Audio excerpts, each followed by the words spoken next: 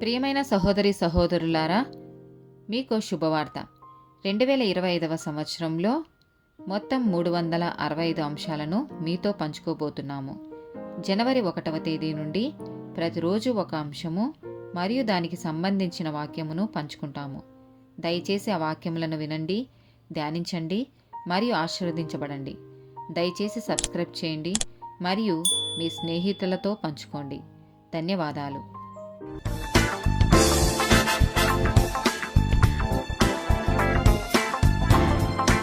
157th day topic దేవుని నియంత్రణ. కీర్తనల గ్రంథము 46వ అధ్యాయము 8 నుండి 11 వచనాలు. యెహోవా చేసిన కార్యములు వచ్చి చూడుడి. ఆయనే భూమి మీద నాశనములు కలగచేయువాడు. ఆయనే బూది గంతముల వరకు యుద్ధములు మాన్పువాడు. విల్లు విరుచువాడును బల్లెమును తెగ నరుకువాడును ఆయనే. యుద్ధ రథములను అగ్నిలో కాల్చివేయువాడు ఆయనే. ఊరకుండుడి, నేనే దేవుడనని తెలుసుకొనుడి. అన్ని జనులలో నేను మహోన్నతుడనగుదును. భూమి మీద నేను మహోన్నతుడనగుదును. సైన్యములకు అధిపతియగు యెహోవా మనకు తోడైయున్నాడు. యాకోబు యొక్క దేవుడు మనకు ఆశ్రయమై ఉన్నాడు. యెషయా గ్రంథము 40వ అధ్యాయము 22 నుండి 24 వచనాలు. ఆయన భూమండలము మీద ఆసీనుడై ఉన్నాడు. దాని నివాసులు మిడతల వలె కనబడుచున్నారు. ఒకడు తెరను విప్పినట్లు ఆయన ఆకాశ వైశాల్యమును వ్యాపింపచేసెను. ఒకడు గుడారము వేసినట్లు ఆయన దానిని నివాస స్థలముగా ఏర్పరచెను. రాజులను ఆయన లేకుండా చేయును. భూమి యొక్క న్యాయాధిపతులను మాయాస్వరూపులుగా చేయును.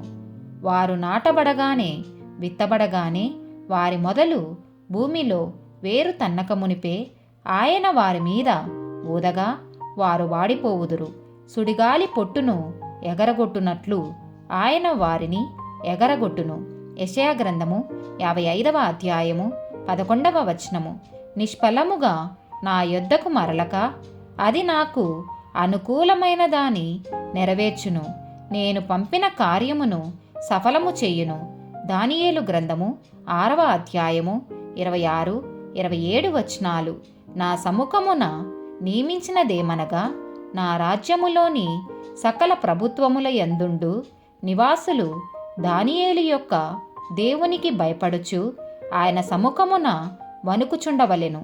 ఆయనే జీవము గల దేవుడు. ఆయనే యుగ యుగములుండువాడు. ఆయన రాజ్యము నాశనము కానేరదు. ఆయన ఆధిపత్యము తుదమట్టుకుండును. ఆయన విడిపించువాడును రక్షించువాడునయ్యుండి పరమందును భూమి మీదను సూచక క్రియలను ఆశ్చర్య కార్యములను చేయువాడు. ఆయనే సింహముల నోట నుండి ఈ దానియేలును రక్షించెను అని వ్రాయించెను. యెషయా గ్రంథము 46వ అధ్యాయము 10వ వచనము. నా ఆలోచన నిలుచుననియు నా చిత్తమంతయు నెరవేర్చుకొనదననియు చెప్పుకొనుచు ఆది నుండి నేనే కలగబోవు వాటిని తెలియజేయుచున్నాను. పూర్వకాలము నుండి నేనే ఇంకా జరగని వాటిని తెలియజేయుచున్నాను. కీర్తనల గ్రంథము 115వ అధ్యాయము 3వ వచనము. మా దేవుడు ఆకాశమందున్నాడు. తనకిచ్చవచ్చినట్లుగా సమస్తమును ఆయన చేయుచున్నాడు. కీర్తనల గ్రంథము 135వ అధ్యాయము 6వ వచనము.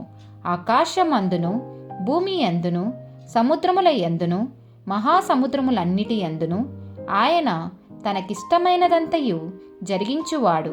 ఎఫెసీలకు రాసిన పత్రిక 1వ అధ్యాయము 11, 12 వచనాలు. మరియు క్రీస్తునందు ముందుగా నిరీక్షించిన మనము తన మహిమకు కీర్తి కలగచేయవలెనని దేవుడు తన చిత్తప్రకారమైన సంకల్పమును బట్టి మనలను ముందుగా నిర్ణయించి ఆయన యందు స్వాస్థ్యముగా ఏర్పరచెను. ఆయన తన చిత్తానుసారముగా చేసిన నిర్ణయము చొప్పున సమస్త కార్యములను జరిగించుచున్నాడు. కొలసీలకు రాసిన పత్రిక 1వ అధ్యాయము 16, 17 వచనాలు. ఏలయనగా ఆకాశమందున్నవియు భూమి యందున్నవియు దృశ్యమైనవి గాని అదృశ్యమైనవి గాని అవి సింహాసనములైనను ప్రభుత్వములైనను ప్రధానులైనను అధికారములైనను సర్వమును ఆయన యందు సృజించబడెను. సర్వమును ఆయన ద్వారాను ఆయనను బట్టియు సృజించబడెను. ఆయన అన్నిటికంటే ముందుగా ఉన్నవాడు. ఆయనే సమస్తమునకు ఆధారభూతుడు. కీర్తనల గ్రంథము 37వ అధ్యాయము 23, 24 వచనాలు. ఒకని నడత యెహోవా చేతనే స్థిరపరచబడును. వాని ప్రవర్తన చూచి ఆయన ఆనందించును. యెహోవా అతని చెయ్యి పట్టుకొని ఉన్నాడు గనుక అతడు నేలను పడినను లేవక యుండడు. సామెతల గ్రంథము 16వ అధ్యాయము 9వ వచనము. ఒకడు తాను చేయబోవునది హృదయంలో యోచించుకొనును. యెహోవా వాని నడతను స్థిరపరచును. మత్తయి సువార్త 8వ అధ్యాయము 26, 27 వచనాలు. అందుకాయన అల్ప విశ్వాసులారా ఎందుకు భయపడుచున్నారని వారితో చెప్పి లేచి గాలిని సముద్రమును గద్దింపగా మిక్కిలి నిమ్మలమాయెను.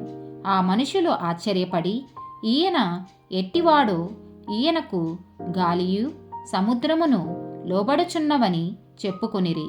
ఆమేన్.